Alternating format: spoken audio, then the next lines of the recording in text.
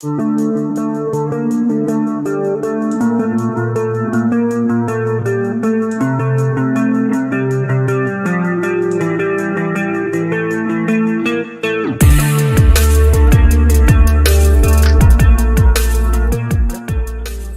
buenos días, gracias por acompañarnos. Vamos a empezar la sesión del seminario de becarios de esta semana. Hoy tenemos el gusto de tener a Francisco Alvarado, del IMATE. Para quienes vinieron la semana pasada, se habrán enterado que esta es la segunda parte de una plática de dos partes, que empezó justamente su hermano Lorenzo Alvarado, y hoy Francisco la viene a terminar. Gracias, Frank. Entonces, primero quiero agradecer a todos los que vinieron y me esperé para que estuvieran todos. Entonces, como bien dijo Roberto, es la continuación de la plática de la otra semana. Y voy a comenzar recordando la última mención que hizo mi hermano, que el artículo o la cosa que hizo famoso el artículo de arriba no fue en sí la extensión analítica de la función z, porque pues extender analíticamente una función, aunque sí tuvo su mérito, pues podría haber extendido cualquier otra de todas las que hay, la función gamma, beta, cualquiera de esas. Y pudo haber sido un muy buen trabajo, pero eso no es suficiente como para que hiciera famoso mundialmente, ¿no? Entonces, lo que sí hizo famoso mundialmente el artículo, la tesis doctoral de Riemann, fue la segunda parte del artículo, que habla sobre la relación de la función z con la distribución de los números primos. Entonces, para comenzar, vamos a hablar, porque en la plática pasada no se habló nada de números primos. Entonces, vamos a comenzar con los números primos, ¿no? No voy a dar la definición, porque esa ya todo el mundo se la sabe, la definición del número primo. Pero lo que sí voy a mencionar es que pues, los números primos han estado en la cultura general, ya del público general, y la cultura matemática dentro de todos, desde la primaria incluso, y también en la curiosidad matemática desde hace muchos siglos. Entonces, todos podemos enumerar, por ejemplo, la sucesión de los números primos que empiezan con 2, 3, 4, 5, 7, 11, 13, 17, 19, 23, 29, 37, y así se sigue, ¿no? Ya si tienen mucho tiempo libre y muchas ganas, van a poder encontrar cada vez más números primos, ¿no? Pero rápidamente se vuelve algo muy difícil y tedioso de encontrarlo. Entonces, encontrar el siguiente término de esa secuencia es bastante complicada. Y ya desde la antigüedad se crearon métodos que intentaban encontrar números primos de forma un poco más directa, sin tener que recurrir a los divisores de los números para ver si nada más tiene exactamente dos. Entonces, una de ellas, el que todos conocen, la criba de Aristóteles, que lo que hace es nada más es agarrar un número y ir tachando los múltiplos, ¿no? Agarras el 2, coloreas en este caso, que no se ven bien los colores, los múltiplos de 4, del 2, que son 4, 6, 8, 10, y así los múltiplos del 3, del 5 y del 7, y los números que te quedan sin colorear o sin tachar, que en este caso están en amarillo, pues esos resultan ser los números primos. Entonces te agarras un número, una cantidad de números hasta n, haces ese procedimiento y te quedan al final números primos. Y de hecho esta es como una manera relativamente, bueno, es muy tardada, en realidad si lo programas esto tarda demasiado. Y seguramente, aunque en esta plática vamos a ver una fórmula exacta para la función de los primos, seguramente ustedes conocen que hay otras fórmulas exactas para el enésimo número primo, ¿no? Que tienen que ver, una por ejemplo tiene que ver con un coseno o algo así, y hace algunos años se hizo famoso un latinoamericano que según encontró una fórmula exacta, pero pues en realidad todas ellas al final se reducen a una criba, solamente que la criba la escriben con funciones, ¿no? Usan cosenos que te dicen cuando un número es entero y cuando no, y demás, y al final de cuentas se termina haciendo esto. Por eso esas fórmulas no sirven para nada. Entonces saltamos muchos siglos en adelante y llegamos a Euler, que siempre aparece en todas las cosas matemáticas que se habla de teoría de números. Euler en su momento, en 1737, probó que la sucesión de la suma de los recíprocos de los primos, esta de aquí, es una serie que diverge. Entonces, que esta serie diverja nos dice dos cosas. La primera, que los primos son infinitos. Eso no era ninguna novedad porque eso ya lo había probado Euclides en el siglo III antes de Cristo o después, no me acuerdo. Pero que esta serie diverja también te dice otra cosa más interesante sobre la distribución de los primos. Te dice que los primos son bastante densos en lo que se refiere al conjunto de los números enteros. ¿A qué me refiero con densos? A que, por ejemplo, si tú sumas los cuadrados, la sucesión de los cuadrados, esa serie sí converge. Y esto en un cierto sentido te dice que la distancia entre números cuadrados es muy grande, tan grande que hace que los sumandos de aquí se vuelvan cada vez más pequeños y eso hace que converja. Entonces, que esta serie de aquí diverge significa que hay bastantes primos en los números enteros que hace que estas sumas de aquí vayan creciendo en cantidad, tanto que hace que diverja la suma. Igual que la suma de los naturales, ¿no? Esta ya de por sí también es un resultado muy padre, que prueba la infinitud de los primos, pero también prueba esa propiedad de ser bastante denso. En ese sentido que les comenté. Muy bien, cuando Euler probó eso, también en sus notas escribió esta cosa de aquí. La suma de los primos de 1 sobre b es igual a log infinito. Eso pues ahorita no tiene sentido, ¿no? Porque pues, estás igualando dos cosas que son infinitas. Pero en realidad lo que Euler en realidad lo que quería decir era esta cosa en notación moderna, que si tú truncas la suma hasta un valor x, eso crece sintéticamente como el logaritmo del logaritmo de x. Entonces la suma realmente crece muy despacio, pero pues como todos saben, aunque tú aplicas aquí 1000 logaritmos, esta cosa va a diverger. Y bueno, solamente para recordar de aquí en adelante, la equivalencia sintótica quiere decir que el cociente de las funciones, su límite al infinito es 1. Muy bien. Otra cosa interesante de los números primos es que existen espacios arbitrariamente grandes entre ellos, ¿no? A pesar de que hay bastantes en ese sentido de densidad, nosotros podemos encontrar distancias entre primos tan grandes como queramos. Y eso se puede ver muy fácil con esta sucesión de números. Si yo considero la sucesión de números n más 1 factorial más 2, y aquí más 3 más 4 hasta el n más 1 factorial más n más 1, pues cada uno de estos números yo puedo asegurar que no es primo. ¿Por qué? Porque el primero es divisible por 2, el segundo por 3, este por 4 y este por n más 1. Entonces aquí hay una sucesión de n números consecutivos que no son primos. Entonces si yo hago tender la n tan grande como yo quiera, ya puedo encontrar espacios tan grandes de números que no son primos.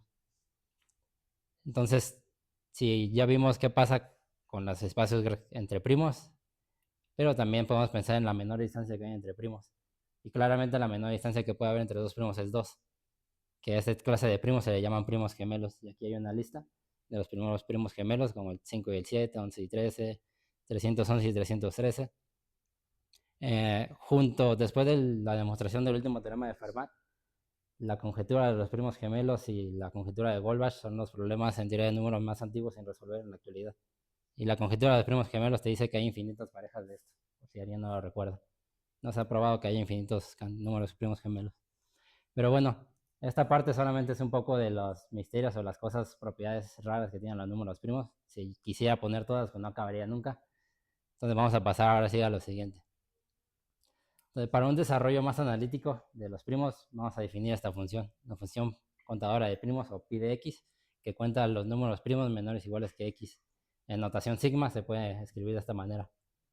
Los números primos dan saltos, como vimos, pueden dar saltos muy grandes, ¿no? O sea, existen espacios tan grandes, entonces si yo considerara la sucesión de números primos, podría dar saltos muy grandes o saltos muy pequeños. Entonces es muy caótica. A veces salta mucho, a veces salta poco. Entonces por eso consideramos mejor la suma, los números primos hasta esa cantidad, porque seguro los únicos saltos que vas a encontrar es de 1. Cuando te encuentres un número primo, va a subir, va a subir. Entonces eso apacigua como la función y nos permite controlar mejor cómo se comporta. Por eso se trabaja con esta función. Fue así que entra en escena André Legendre, como se pronuncia, Legendre. En 1798, Legendre en su libro de teoría de números, que se considera como el primero en su tipo, conjeturó y demostró lo siguiente. Él probó en su libro que si nosotros consideramos este cociente, que si se acuerdan, pues pi de x cuenta la cantidad de primos hasta x. Si yo lo divido entre x, eso me dice la proporción de primos que hay hasta el valor de x. Entonces él conjeturó que si esto de aquí es asintóticamente equivalente a 1 sobre un polinomio de grado m, pues entonces esta serie tiene que diverger. Eso fue lo que él probó. Si esta cosa de aquí es un polinomio de grado m, entonces esta cosa tiene que diverger. Entonces esto de aquí abajo no puede ser un polinomio. Por lo tanto, lo de aquí abajo tiene que crecer más pequeño, o de otras palabras, como infinitamente más pequeño que un polinomio. ¿Y qué crece qué crece más lento que cualquier polinomio? Pues un logaritmo. Entonces él conjeturó entonces que esta cociente tendría que tender como 1 sobre una constante por un logaritmo más otra constante. Es como el caso más general en que podrías tener eso. Tiempo después, viendo tablas de primos y comparando con sus resultados, lo refinó a que aquí tendría que ser una constante igual a 1 y aquí este número raro, ¿no? Y esto fue puramente heurístico, no hay ninguna prueba de esto, solamente él poniendo tablas y considerándolo como moviendo los números y viendo cuál encajaba más, pues encontró que ese medianamente se encajaba más. Ok. Y después de aquí entra en escena Gauss, que es el chismoso de todos lados, entra en todo. todos los problemas que no hay. Y como de costumbre, él siempre dice que cuando tenía 3 meses de edad ya hizo tal cosa. Entonces él, en una carta escrita en 1849, menciona a otro matemático que cuando tenía 15 años, por estas fechas, él ya había visto o considerado que esta expresión crecía solamente así como el logaritmo, ¿no? Dice, ¿no? ¿Quién sabe, no? Pero pues todos le creemos. Y si se fijan, pues la diferencia de aquí a acá, pues en ese entonces ya tenía como 60 años, ¿no? Entonces, ya no me acuerdo qué hice cuando tenía 15, ¿no? Entonces, ahora con 60 años, imagínense. Pero bueno, él dice que lo consideró así, ya lo había visto, y que siempre lo pensó, y que mientras más tablas de primos iban surgiendo durante el tiempo, iba corroborando su pensamiento. Con ello, ya podemos enunciar lo que se conoce hoy como el teorema del número primo. El teorema del número primo me dice que la función contadora de primos, en efecto, crece como x sobre el logaritmo de x. Entonces esta es la conjetura que en su momento era, y esto es lo que vamos a demostrar al final de la charla, cómo se demostró. Pero ni Gauss ni Legendre pudieron probar esta afirmación. Solamente fueron conjeturas y que pensaban que se comportaba así. Y a continuación les presento una grafiquita de cómo se ve la comparación. Si se fijan, la naranja o la roja, no sé qué color la vean ustedes, es la función contadora de primos, que solo salta en 1 cada que se encuentra un primo. Y la de acá abajo en azul es la de la aproximación de x sobre el logaritmo de x. Entonces, si se fijan, pues aquí al principio medianamente sí le iguala hasta el número 20, pero pues rápidamente podemos ver que se distancia, ¿no? Ahora, si nos alejamos un poco más hasta el número 1000, vemos pues como que sí se parecen, ¿no? En similitud, pero aún así se van separando un poco, ¿no? Y ya si consideramos 10.000, pues ya se ve claramente que estas dos, aunque sí se parezcan, si la girara un poquito así, ya se parecería más, pero pues no es el caso, ¿no? Y que cada vez se distancian más, ¿no? Muy bien. Entonces no hubo avance sobre el teorema del número primo hasta la llegada de este señor Chebyshev, o Chebyshev, como lo quieran llamar. Ese señor logró un paso fundamental en la prueba, dando por fin, porque antes los métodos eran puramente heurísticos y se creía que así se comportaba. Y aparte en ese tiempo ni siquiera podían graficar estas cosas para medio corroborar que sí era cierto, ¿no? Pero fue Chebyshev quien analíticamente y de forma más formal logró probar resultados fuertes sobre este teorema. Entonces, por ejemplo, en 1850 probó que la función contadora de primos está acotada por estas dos funciones, donde la primera constante de acá es un número entre 0 y 1 y la de acá es un número mayor que 1. Entonces, en ese cierto sentido, pues él logró probar que está acotada, ¿no? La función contadora de primos sí tiene un comportamiento parecido a estas funciones. Pero pues esta condición aquí no prueba el teorema del número primo. Porque si yo hago la división, solamente esto lo que me dice es que el cociente está acotado, pero que no. ¿Cuál acotado? No me dice la equivalencia asintótica. Más aún, aparte de demostrar esto, Chebyshev trabajó con una nueva función de aproximación, la cual le llamaremos logaritmo integral.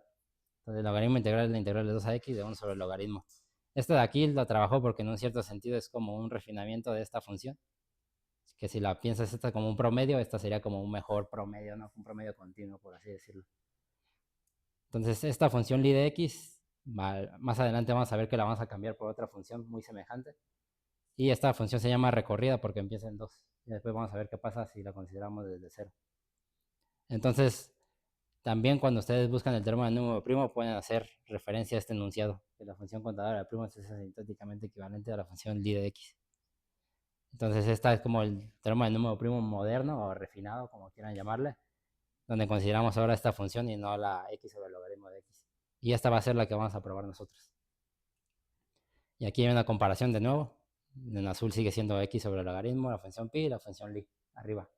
Entonces, si la ven aquí hasta el 100, si ustedes agarran en ese 1800 y pues, si pusieran a calcular a mano, hasta el número 100 verían que la diferencia entre estas dos, pues no parece que haya una mejora, ¿no? En la función li. No parece que sea mejor que esta, solamente pues difiere, pero para arriba.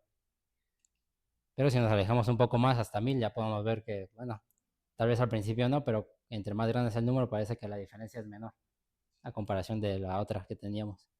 Y si la agarramos hasta 10.000, ya podemos ver que efectivamente, y sin lugar a dudas, la función Lie es una mejor aproximación para la cantidad de números primos. Además, Chebyshev también logró probar, mediante esta función de aproximación, que para x suficientemente grande tenemos esta desigualdad.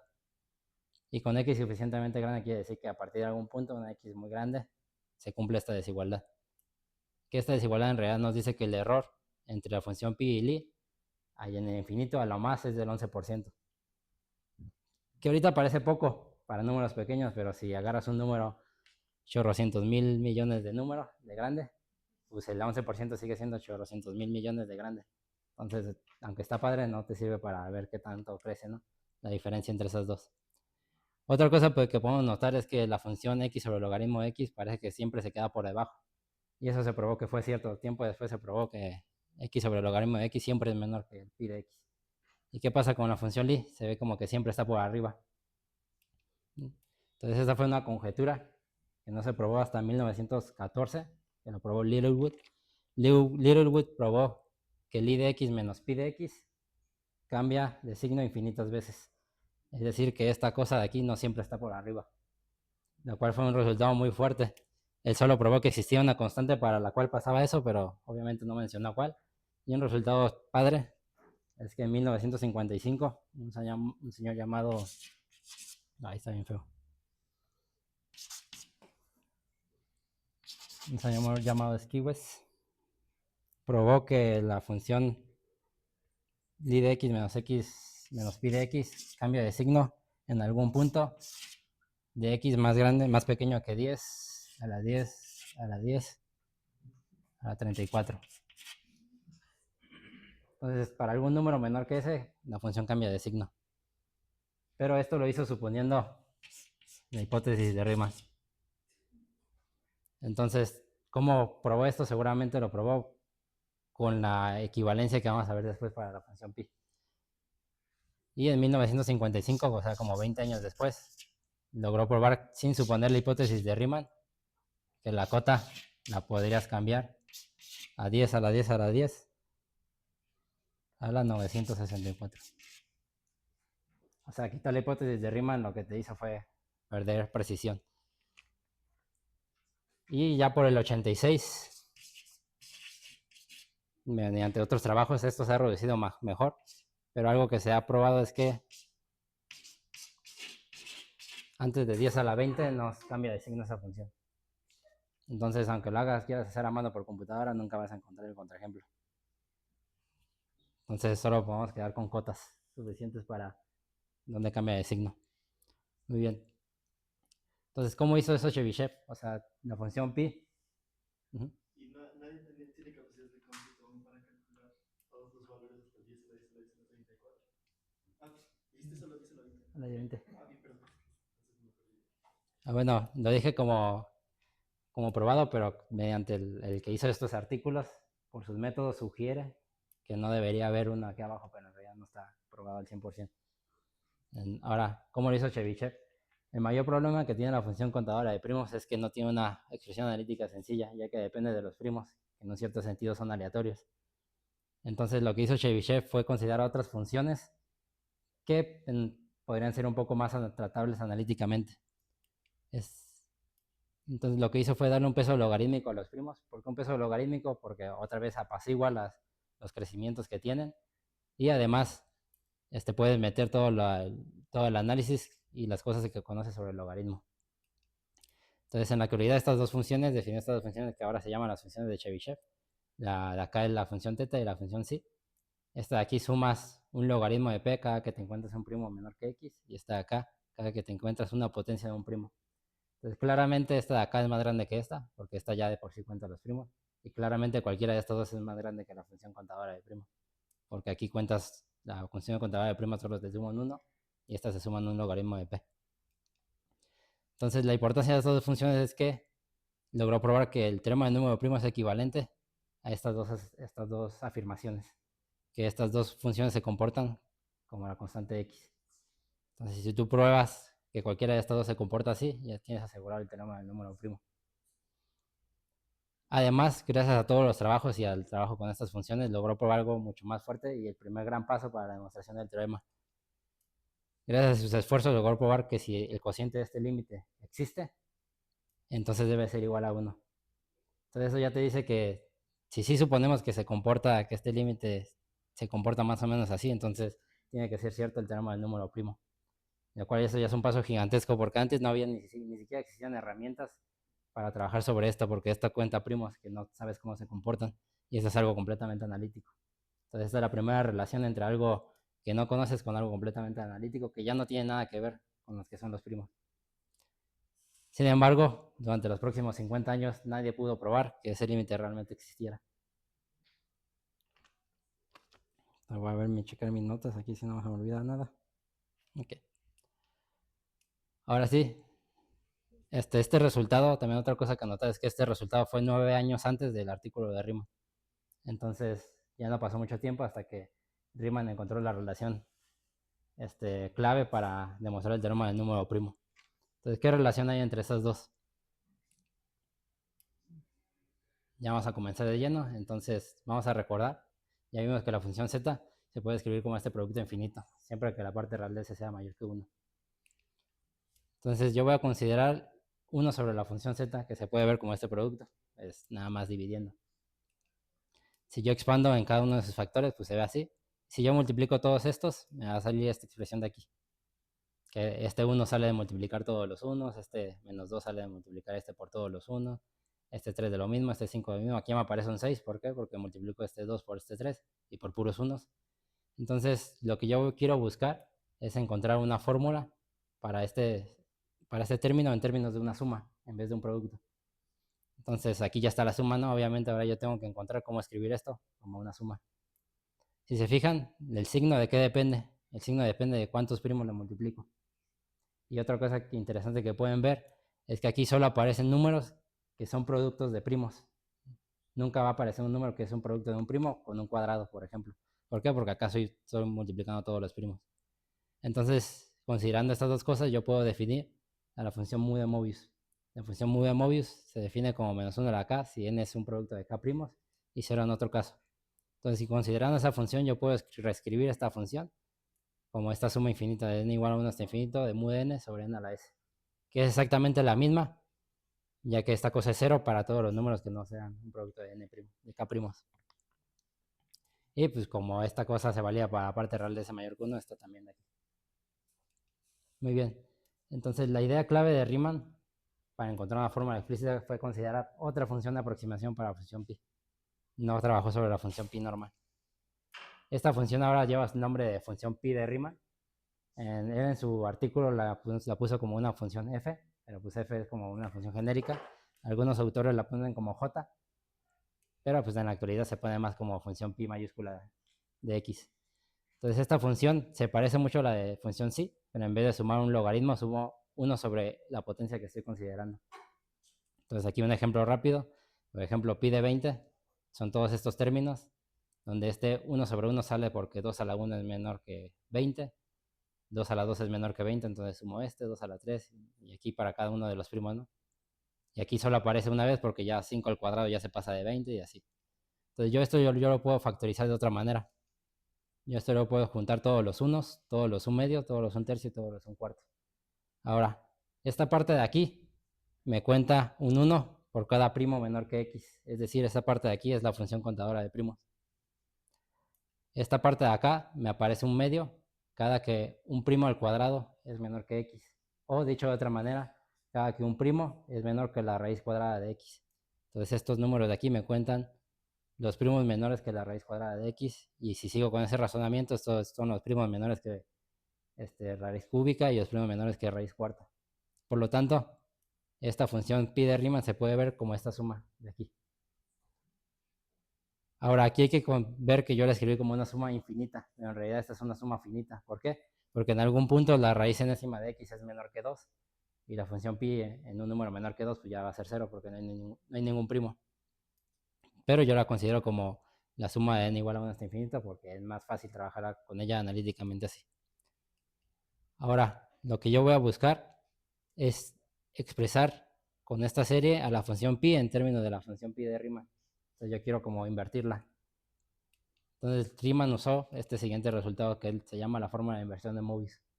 Hay muchas formas de inversión de Mobius y esta es una, que si tú tienes dos funciones de valor complejo definidas en este intervalo, tú tienes que g se define mediante f como esta suma, entonces tú puedes obtener f escribiendo a g igual, multiplicando justamente por la función mu de Mobius. Entonces, si usamos esto, podemos expresar a la función pi de x en términos de la pi de Riemann. Y esta ya sería como una fórmula exacta. Y si están un poco decepcionados de esta fórmula, pues también yo, porque esto en realidad no te dice nada, ¿no? Porque esta función pi grande, pues también depende de los primos y de la factorización. Entonces, esto no fue lo que hizo Riemann famoso. Lo que hizo Riemann famoso y el resultado clave es expandir o expresar a esta función pi en términos ahora sí de la función z, con algo que es puramente analítico. Entonces, vamos a ver cómo lo logró. Entonces, vamos a regresar a la expresión de la función z. Ahora, aplicamos el logaritmo a ambos lados de la igualdad. Entonces, aquí aplicar el logaritmo, pues estas son funciones complejas. Aplicar el logaritmo en variable compleja no es de gratis. Entonces, en realidad lo que aquí se tiene que justificar, que nosotros ya probamos en la plática pasada, que la función z no se anula en esta región. Aquí era s, pero puse z, se me fue. Entonces sí podemos aplicar el logaritmo. Y nos queda que la parte derecha es esta suma. Si expandimos este logaritmo como su serie de potencias, tenemos esto de acá. Y después aquí Riemann pues usó una maña, ¿no? Él dice que se usa esa función, pero pues seguramente fue mucho trabajo detrás. Pero pues esa es la clave que funciona, ¿no? Él agarró estos números y dijo que eran iguales a esta integral, que sí lo son, ¿no? Entonces la sustituyó ahí. Y después demostró que esta integral de aquí, esta suma, es igual a esta expresión de aquí. Ahora, ¿cómo hizo eso? Pues él lo que hizo fue ver que esta integral de aquí se puede ver como esta integral de Riemann-Stieltjes. Y después probó que esta de aquí se puede ver como esta suma. Entonces, lo que acabamos probando es que el logaritmo de la función z sobre s es igual a esta integral de aquí, donde aquí aparece la función pi de Riemann que nos interesa. Ahora, la segunda vez vamos a aplicar lo mismo que hicimos con la función contadora de primos. Nosotros vamos a buscar extraer la información de la función pi en términos de la función z, es decir, otra vez invertirla. Para ello, uso lo que son las transformadas de Mellin. Una transformada de Mellin de una función f es esta integral de aquí, que regularmente se llama como phi. Y de la teoría de las transformadas de Mellin se sabe que si tú tienes una función es una transformada de Mellin de otra, entonces puedes extraer la función de adentro como esta integral compleja. Entonces, usando ese resultado, Riemann vio que la función pi de x se puede ver como esta integral compleja. Entonces, esta ya es una expresión analítica para la función pi en términos de la función z. Si yo reemplazara estas en la función original, en la suma que nosotros habíamos visto, tú ya tendría una representación de la función contadora de primos como algo analítico. Pero pues esta cosa ni siquiera se ve bien claramente cómo se puede integrar, ¿no? Entonces Riemann no solo se quedó ahí, Riemann siguió trabajando sobre esta expresión. Entonces, Riemann después analizó la función chi que ya habíamos visto en la clase pasada, que es la que captura los ceros de la función z de Riemann, los ceros no triviales de la función z, llegando a la conclusión de que la función chi se puede ver como este producto infinito, donde estos ρ son los ceros no triviales de la función z o los ceros de la función chi. Es lo que habíamos visto, ¿no? En la clase pasada mencionamos que Euler en su tiempo factorizó como un producto infinito de la función seno y ya con eso probó el problema de Basilea. Entonces él, haciendo su análisis, dijo que se valía esta igualdad, ¿no? Y bueno, aquí no sé por qué hay un asterisco, pero seguramente lo vamos a ver más adelante. Entonces, recordando que la función sí, también habíamos visto que se miraba como este producto de aquí. Entonces, juntando estas dos, despejo la función z de aquí y la función chi la cambio por el producto. Tengo que la función z se ve de esta manera. Entonces, en esta expresión ahora aplico el logaritmo a ambos lados, que repito, no se puede hacer de gratis, tiene que justificarse. Y obtengo esta expresión de aquí. Después Riemann regresó a la expresión que teníamos y metió toda esta cosa allá adentro. Dijo, pues vamos a ensuciarnos las manos, vamos a integrar. Entonces Riemann en una audaz, en una gran talacha, logró probar que al hacer esto, este término de aquí se convierte en esa expresión de aquí. En esa expresión de aquí.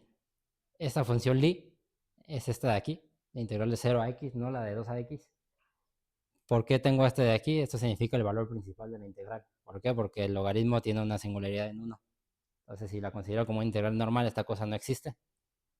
Entonces, tengo que considerar como el valor principal, que es nada más considerar el límite cuando te acercas a esa singularidad. Entonces, logró probar que la función pi de prima se ve como esta expresión. La función Lie sale de considerar la integral sobre esta expresión. Esta suma sale de considerar la integral con esto. Este logaritmo sale de este de acá junto con este. Y este de aquí sale de este logaritmo de aquí. Entonces, así lo que hizo Riemann y lo que hizo famosa Riemann en su artículo fue encontrar una fórmula explícita para la función contadora de primas, que fue esta de aquí, donde la función pi de Riemann es esta de acá. Entonces, si se fijan, aunque se ve muy complicado, lo más relevante de esta función es que esta expresión de aquí ya no le importan quiénes son los primos.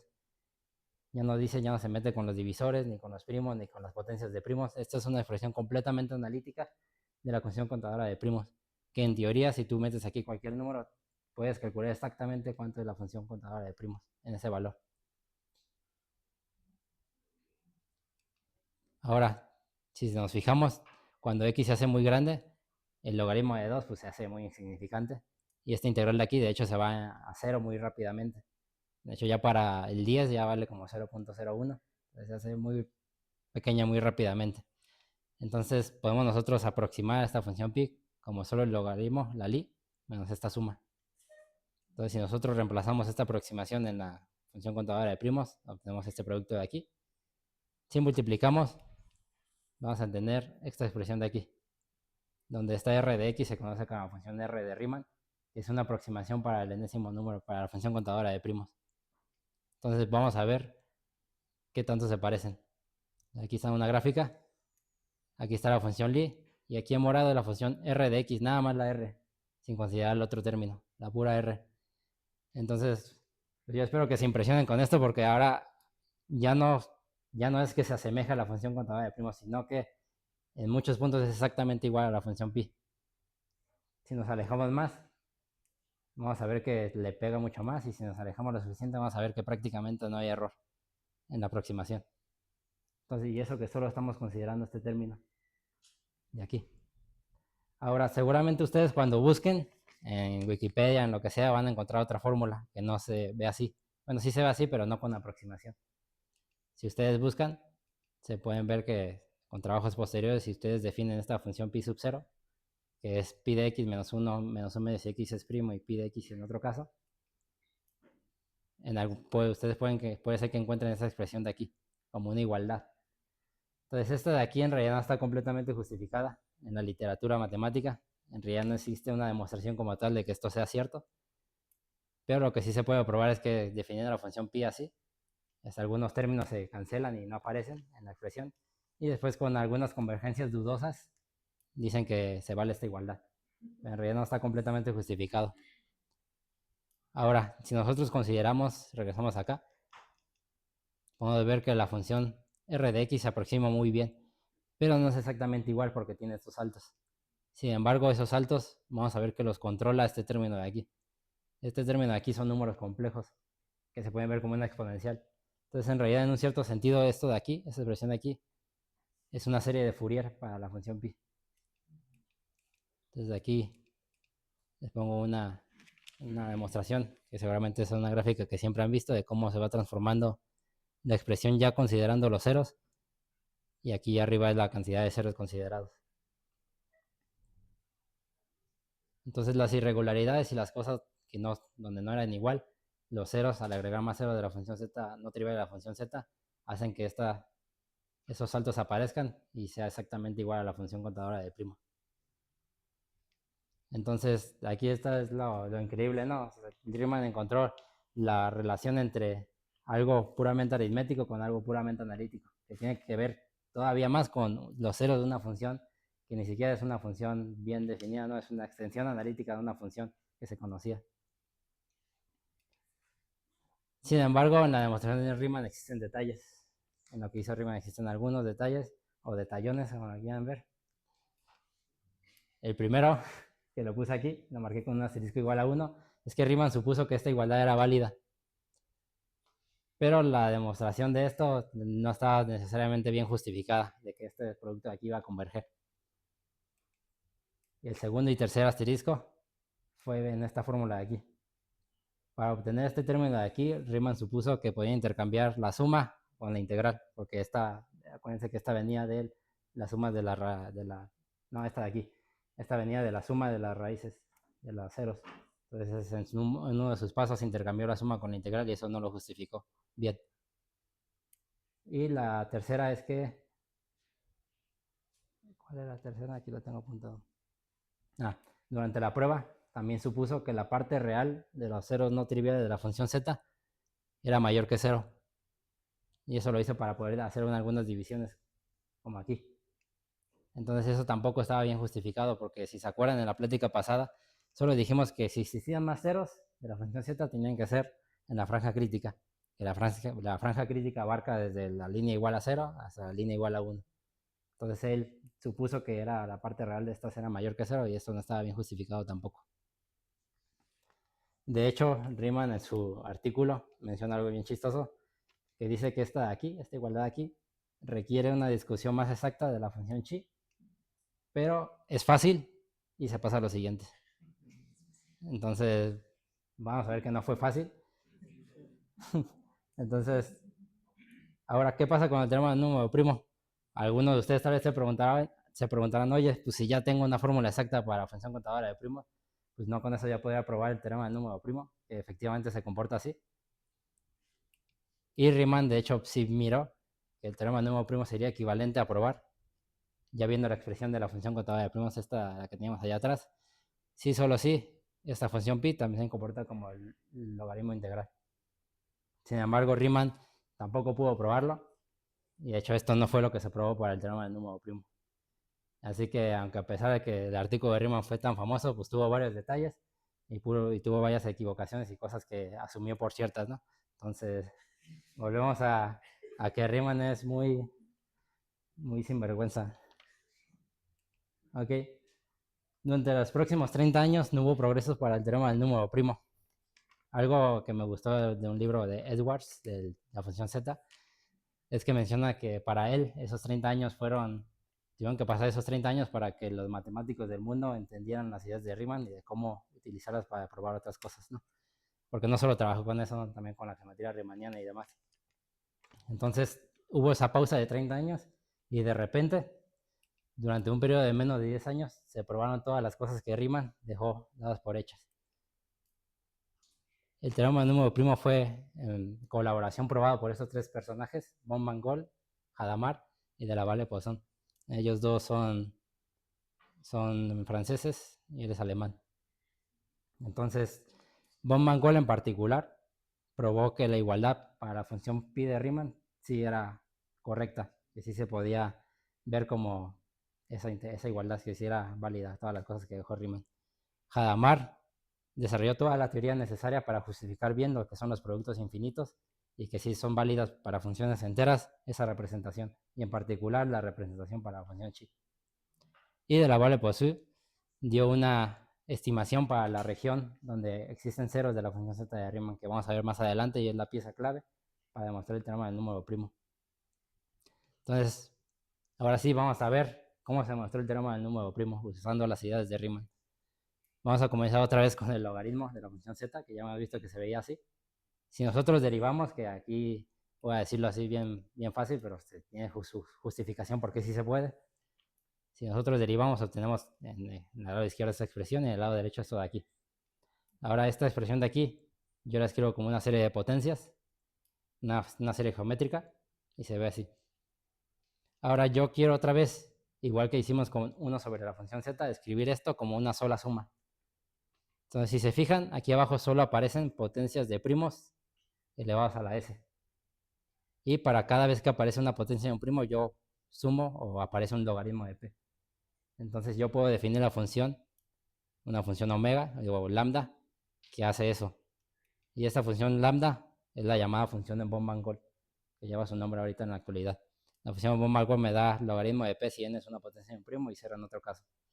Entonces, esta derivada se puede ver como esta suma. Entonces, como hemos ido viendo y trabajando, esta va a ser la tercera vez que vamos a tratar de expresar la función de von Mangol en términos de la función z, es decir, invertirla. Una curiosidad o algo que se puede demostrar también antes es que la función sí se puede ver como esta suma, ¿no? Claramente. Así es la pura definición. Y ahora nos va a servir una mouse herramienta que nos va a servir más adelante. Ahora regresamos aquí, nosotros tenemos esto de aquí, esta igualdad. Lo que les dije, cómo podemos expresar en términos. Y para eso vamos a usar algo que se llama la fórmula de inversión de Perron, que nos relaciona una serie de Dirichlet, que esto de aquí nunca lo he mencionado, pero este tipo de sumas se llaman serie de Dirichlet. La fórmula de inversión de Perron nos relaciona la serie de Dirichlet con la suma de los coeficientes de aquí arriba. Entonces, el teorema nos dice que si tenemos una serie de Dirichlet convergente absolutamente justamente para la región que nos interesa, esto de aquí, lo que voy a mostrar a continuación, lo hizo Riemann en específico para esta función, pero pues ya después se probó que se podía extender más ese desarrollo a funciones más generales, ¿no? Entonces mejor voy a usar directo el teorema. Entonces si tengo esta serie de aquí, tal que sus coeficientes son más pequeños que una función estrictamente creciente, y además el valor absoluto de la serie se comporta de esta manera, con aquí una alfa mayor que 0, cuando te acercas a 1, entonces para cualquier b en este intervalo y t mayor o igual que 1 y x un semientero, que así se llama, es un entero más un medio. Entonces las series de los coeficientes que aparecen aquí adentro se pueden ver como esta integral compleja más estos términos de ρ, ¿no? Entonces aplicando este teorema a la que nos interesa, vamos a definir ADN como la de Bowman-Gold. Entonces la función f va a ser justamente esta suma, que ya sabemos que es esta de aquí. Claramente la de Bowman-Gold está acotado por el logaritmo que es creciente, y se puede probar que esto de aquí crece de esta manera, como e a la menos 2. Entonces ahora yo voy a agarrar b en términos de x como 1 más el logaritmo de x un semientero. Entonces el logaritmo de x va a ser más grande que 3 medios, logaritmo de 3 medios, y b entonces va a ser más pequeño que 4. Entonces b0 va a ser 4 y por lo tanto yo voy a tener que esta suma va a ser igual a esta integral de aquí, donde aquí está relacionada la función z más este término de ρ. Y si se acuerdan de esta función de aquí, usé la función psi. Entonces aquí hay que recordar que alguna equivalencia del teorema de número primo tiene que ver con esta función de aquí. Entonces trabajamos sobre eso. Primero vamos a deshacernos de este término de error y arreglar esta integral aquí de una forma más bonita.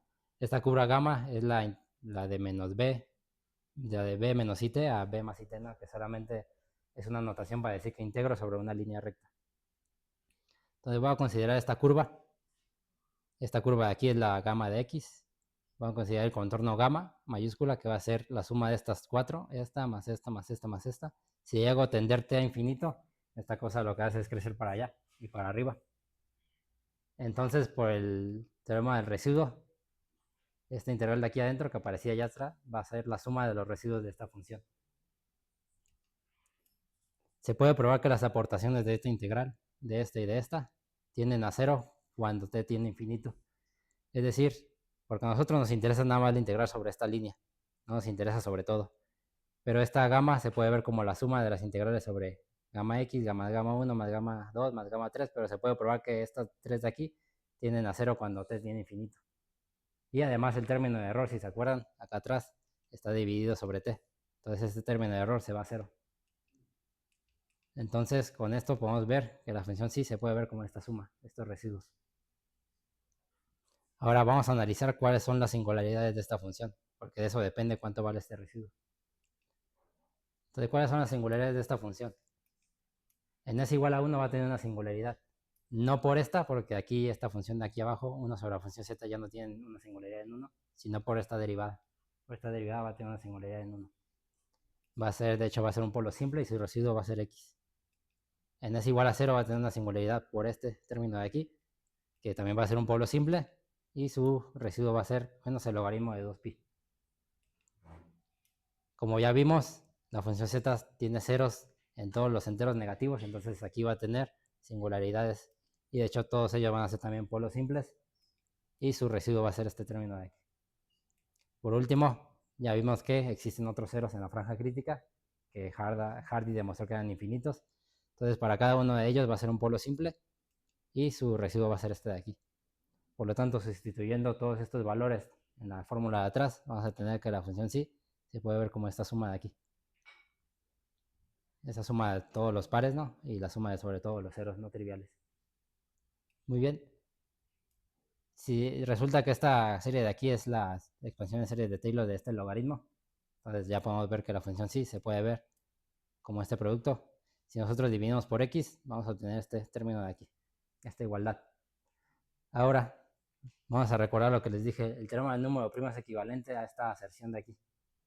Que esto va a pasar sí solo sí. Este cociente es igual a 1. Entonces, ¿qué pasa si yo hago tener x a infinito en esa expresión de acá? Pues este término de aquí se hace 0. Este de aquí también. Entonces, y aquí yo ya tengo un 1. Entonces, el teorema del número primo va a ser equivalente a que esta serie de aquí, cuando x se vaya a infinito, se haga 0. Y esta serie de aquí, ya tenemos aquí, el teorema del número primo es equivalente. Vamos a analizarlo un poco. Si nosotros consideramos el valor absoluto de esta, el módulo, pues es menor o igual que la suma sobre los módulos. Y acá arriba el módulo de x a la ρ es x a la parte real de ρ menos 1. Entonces esto ya son números reales. El módulo de ρ es un número real y la parte real aquí también ya es un número real. Entonces es una serie real que ya conocemos. Y esta serie converge a 0, sí, solo sí. El término de aquí arriba es menor que 0. Entonces el teorema de número primo es equivalente a esta afirmación. O lo que es lo mismo, es equivalente a que la parte real de los ceros no triviales de la función z de Riemann tienen una parte real menor que 1. O otra forma también de decirlo es que el teorema del número primo es equivalente a que la función z no se anule en la línea parte real de s igual a 1. Entonces aquí está también otra relación muy impresionante, algo completamente aritmético que tiene que ver con primos, depende de dónde se encuentran los ceros de una función compleja. Entonces también esta es una de las importantes resultados que se llegó. Y esto de aquí fue lo que hizo que se probara el teorema de números primos. En 1896 de Lavoisier y también independientemente Hadamard probaron regiones donde la función z no se anula. En particular, de Lavoisier, que su teorema era más refinado, probó que existe una constante absoluta, es decir, que no depende de ningún parámetro, entre 0 y 1, tal que en esta región, que son la región de los números complejos, tal que su parte real es mayor o igual que 1 menos e sobre el logaritmo de su parte imaginaria más 2. Entonces en esta región probó que la función z no se anula. Esto si lo ven así, tal vez ni se lo pueden imaginar cómo se ve esta cosa. Es por ello que hice esta animación, para que lo puedan ver. Ahí. Ok. Ahí estoy moviendo la C. Esta es la franja crítica. Entonces, de Lavoisier probó que en toda esta región naranja la función z no se anula. Pero en sus teoremas habla sobre la existencia de esa constante, ¿no? Entonces podría ser cualquiera de esas regiones que yo estoy dibujando ahí. ¿Sí? Voy a poner otra vez. ¿No? Existe alguna C, ¿no? Entonces, para alguna de esas valores, la función z en esa región no se anula. Si se fijan, se ve aquí simétrico, ¿no? Y esto porque ya vimos que los ceros, si encuentras uno, están en las cuatro coordenadas. Entonces, por eso se ve simétrico, ¿no? Se ve simétrico respecto a esta parte, a esta y acá abajo. Entonces, ese es un resultado muy fuerte. ¿Y por qué es suficiente? Porque aunque la C sea infinitamente pequeña, eso ya te asegura que en la parte real igual a 0 y en la parte real igual a 1, la función z no se anula. Fue así que entonces, después de, aquí tengo esto, después de casi 100 años, después de mucho desarrollo y de la llegada de Riemann, porque sin los trabajos de Riemann no se hubiera podido lograr esto, fue que por fin el teorema del número primo fue probado, demostrando que la función z no se anula en la parte real de s igual a 1. Y fue así que todos festejaron, ¿no? Ya por fin. Acá. Ay, acá. Muy bien. Estos resultados, este trabajo no tuvo más repercusiones. De hecho, aquí les mentí un poco y Hadamard y de la Vale pues sí no probaron en sí lo que les dije, probaron algo mucho más fuerte. Ellos dos probaron, gracias a esa representación, que la función sí crece como x más este término de error. Lo cual implica que la función θ, mediante una relación que existe entre ellas dos, también crece de esa manera. Y mediante una relación entre la función θ y la función pi, se puede probar que la función pi crece de esta manera. Y esto ya es totalmente equivalente a la fórmula moderna del teorema del número primo. Entonces, en realidad probaron el resultado más fuerte, que se comporta de esta manera. Ahora, como habíamos visto, la función pi y el i de x, i de x es como la función más simple que aproxima a la función pi, porque obviamente existe la función r, pero esta es un poco más complicada. Y de hecho el primer término de la función R es el logaritmo integral, solo. Entonces se ha trabajado mucho sobre cuál es la diferencia entre estas dos. Y el resultado más fuerte entre la diferencia entre estas dos funciones se obtiene al resolver la hipótesis de Riemann. Entonces, los siguientes enunciados son equivalentes. Primero, la hipótesis de Riemann es cierta. 2. La función psi tiene este término de error. 3. La función θ tiene este término de error. Y 4. La función pi tiene este término de error. Es decir, que la diferencia entre estas dos funciones está acotada por esta función. Entonces, si ustedes prueban cualquiera de estos, pues ya probaban la hipótesis de Riemann. Lo primero que se probó, obviamente, fue que si la hipótesis de Riemann es cierta, se concluyen estas dos, pero con trabajos posteriores se probó el lado contrario también. ¿Cómo se llega a esto? Pues con la representación que dio Riemann, se puede probar una cota para estas funciones en términos de la parte real de los ceros de la función z. Y si vas moviendo la parte real, pues la mejor de ellas es cuando la parte real es un medio y obtienes esto de aquí. Que aquí, pues por algo aparece la raíz cuadrada y no otra. Entonces, por eso aparece de ahí. Muy bien, entonces, eso sería todo. Después de muchos años y muchos intentos de trabajo sobre extensiones analíticas de funciones completamente raras, podemos entender un poco mejor los trabajos, cómo se comporta la función contadora de primos. Y para finalizar, nada más les quiero platicar que tiempo después, Erdos y otro matemático que no me acuerdo su nombre, también probó el teorema de número primo, y en la actualidad existen varias demostraciones del teorema de número primo, pero en particular la de Erdos se le llama una demostración elemental de la teorema de número primo. ¿En qué sentido es elemental? En que no usa nada de variable compleja. ¿Y cómo lo hicieron? En realidad ellos lo que hicieron fue encontrar otra representación de la función psi mediante funciones aritméticas, y después de tal hacha infernal probaron el teorema de número primo. Pero ojo, que sea elemental solo dice que no usa variable compleja, no que sea más fácil. Es igual de complicada. Y pues a mí me gusta en particular más la variable compleja. Me hace mucho más potente. Aparte de que desarrolla mucho más teoría en otras ramas de las matemáticas. También con el resultado de Erdos se prueba que los primos no dependen necesariamente de los números complejos, pero pues la aproximación de Riemann nos da la mejor cota para el error y además nos da una fórmula exacta. Entonces ahora sí, eso sería todo. Espero que haya gustado.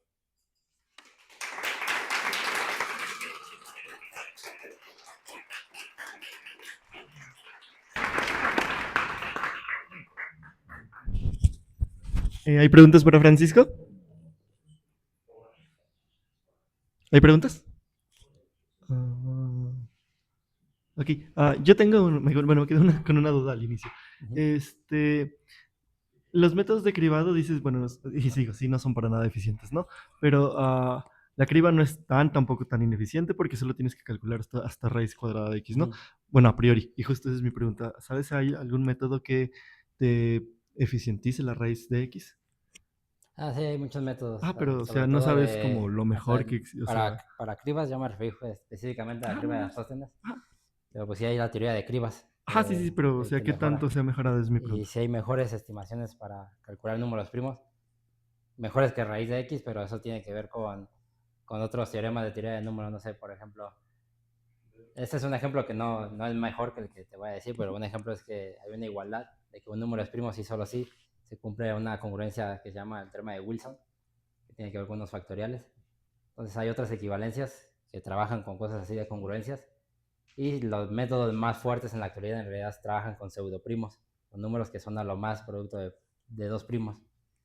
Y de hecho se trabaja más con la probabilidad de cuál es la probabilidad de que este número sea primo, y dado ciertos pasos puedes casi asegurar que ese número tiene que ser primo. Entonces en realidad lo que se hace ahora es usar esos métodos para ver la probabilidad de que un número sea primo. Si en algún cierto punto no rebasa tu estimación o el término de error que tú esperarías, pues ya puedes asegurar que ese no es primo. Entonces solo se trabaja así más que nada, pero sí son mucho mejores que la raíz de x. Gracias. ¿Hay alguna otra pregunta? Entonces le agradecemos de nuevo a Frank, por favor.